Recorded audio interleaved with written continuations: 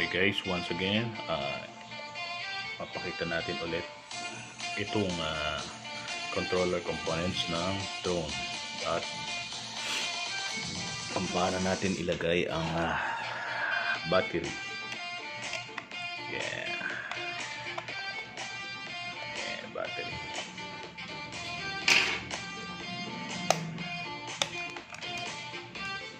So, ito yung battery na ilalagay natin. 1, 2, 3. So, kailangan natin ng battery na 3. Yan. Yan natin. Okay. Positive, positive, negative. Itong dalawa dito. Yan. Okay. Tapos dito. Yan. Then hindi naman masyadong malakas sa battery itong controller na to.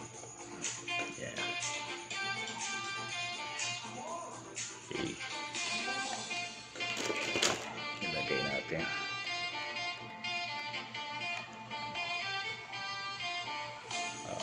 Tighten pero huwag masyado. Okay, sakto lang, sakto. Okay, try natin mag power. Meron siyang beep beep. Okay, off muna natin. Yan, alright. So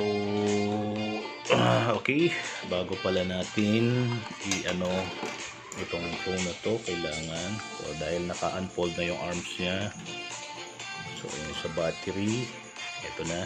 So ilagay natin. Yan. Bago natin matesting, so kailangan pala natin ng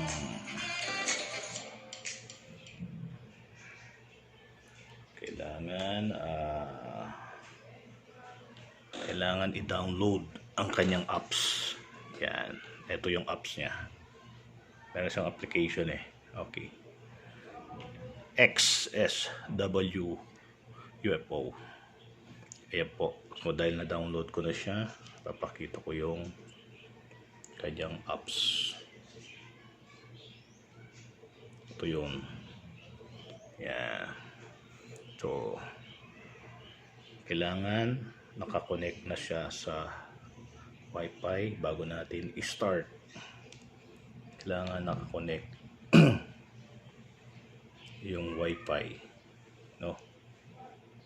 Kailangan nakakonect siya. So ngayon,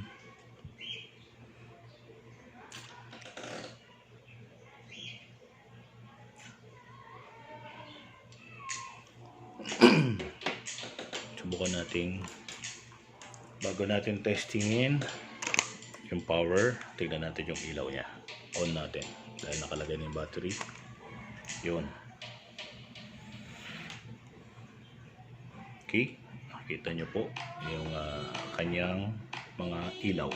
So i-off ko muna siya ulit para ilagay itong protector sa propeller para sigurado. Yan, tingnan nyo po ang pagtanggal. Yung style ng aking pagtanggal dito para iangat, maiangat. Yun. Yeah. Tapos yung isa ilagay natin, tapos push.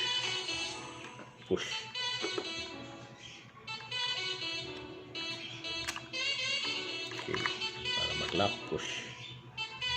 Yun, ganun din, push. Nakalagay na ang protector ng ating LEC. So ganun din to. So anong ginawa natin sa isang, tanggalin natin ulit, angat. Yan, para mayangat.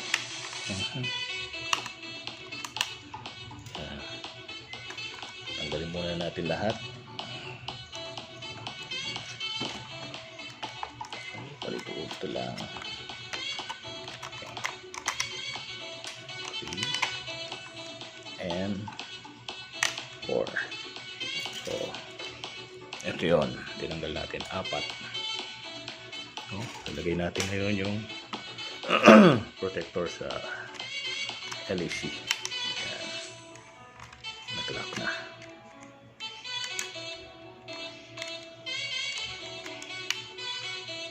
Okay. Tatlo.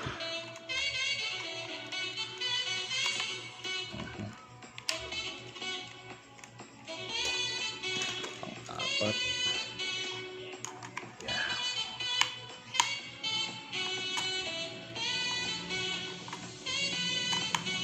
Yeah. Okay. Okay. So, siguraduhin natin nakalagay ang kailangan medyo 1 meter. 1 meter tayo. So, kailangan na natin munang i-open. Yan. So, 1 meter. So, kailangan natin doon sa mapapansin nyo. Yun ang ating drone. Medyo madilim. Okay guys. Ito na yun. Kita nyo, nagbi-blink. Power natin tong controller component niya. Yan po. So, paano natin i-calibrate para mapalipad natin yung drone? So, ito yung take-off landing niya. So, ito yung mga control niya, control lever. So, ayan. So, umpisa natin by manual, no? So, gawin natin